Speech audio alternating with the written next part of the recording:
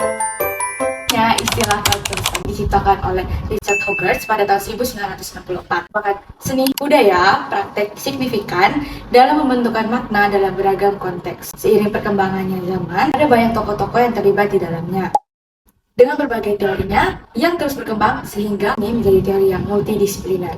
Pengertian kultural merupakan pendekatan teoritis yang berfokus pada kelompok-kelompok mayoritas yang maju dan mendominasi suatu budaya. Teori ini berangkat pada politis, dan teori ini tidak mengacu pada doktrin tentang perilaku manusia. Ini menyangkut sikap, pendekatan, dan kritik terhadap suatu budaya. Umumnya menyelidiki bagaimana praktik budaya berhubungan dengan sistem kekuasaan, hal yang berkuasa. Budaya dan media menjadi fokus utama pada teori ini. Beberapa ruang lingkup pertama, budaya massa atau budaya populer. Produk kebudayaan yang terus dikonsumsi secara massal dan produksinya pun memiliki keuntungan yang besar.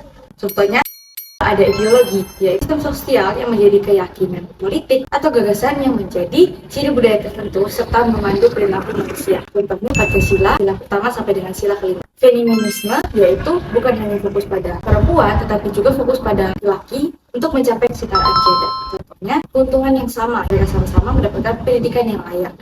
Ada politik identitas sebagai alat politik etnis, suku, dan budaya untuk tujuan tertentu. Contohnya, Ganjar melakukan kampanye di Kota Rote, ia menggunakan serangkaian kain dan juga peralatan yang berasal dari Kota Rote. Kelebihan dan kekurangan. Yang pertama, menganalisis budaya populer dan media massa. Memiliki tradisi kuat dalam menganalisis budaya populer, media massa, dan industri budaya. Hal ini memungkinkan kita untuk memahami bagaimana budaya itu diproduksi, dikonsumsi, dan direpresentasikan dalam masyarakat.